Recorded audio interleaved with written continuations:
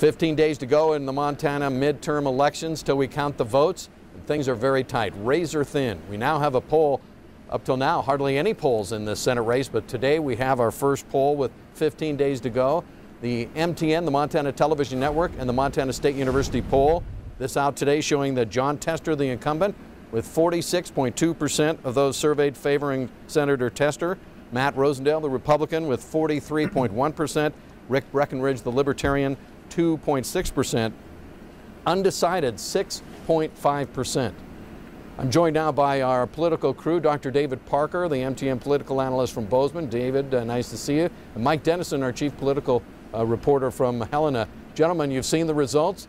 David Parker, tell us about this poll. Over 2,000 respondents to the survey. One of the problems in modern polling is folks are increasingly less likely to pick up the phone. So you see a lot of the response rates in cell phone and landline polls at 2 or 3%, and there's a big concern that that creates a massive response bias. We thought mail polls gave us two advantages. One, we thought we would have a better response rate, and we did. We sent over 10,000 surveys and got more than 2,000 back, a response rate of 20%. The second thing is we felt that we'd be better able to reach rural Montana and voters in eastern Montana through the mail than through phone and through cell phones. And so we felt that we'd get a better response rate, and we felt that we'd have a less biased sample as a result.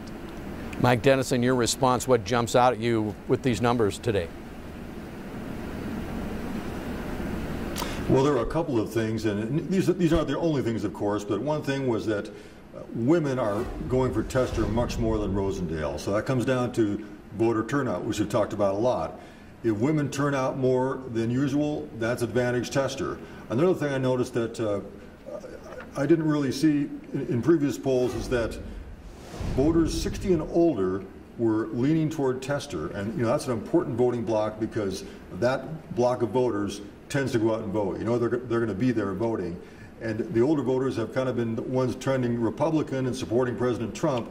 In this poll, we see those older voters, according to our poll, a little bit leaning toward Tester. And if I'm Tester, I'm looking at that, I'm feeling pretty good. David Parker, though, you say there's a great opportunity for Matt Rosendale. Show us and explain what has to turn in the last 15 days for him to end up on top.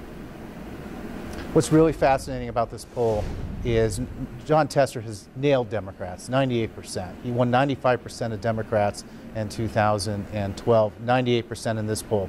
Only 82% of Republicans are supporting Matt Rosendale. That's room for growth. He's got to hope that those Republicans come home, and if he can convince them through Trump rallies and through focusing on that message, he could win this race if he gets his base home. But he also has to eke in to that big 30-point margin, roughly 30-point margin that Jon Tester has with independents. I should also say, with the caveat here, is that this poll is designed to replicate the 2016 electorate, which was a presidential year.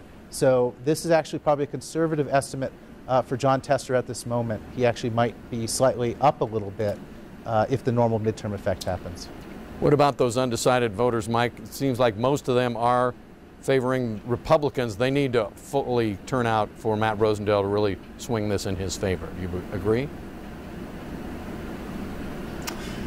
Well, it depends on how the ones who are truly undecided, how they break at the end. And in the past elections, they've kind of tended to break Republican.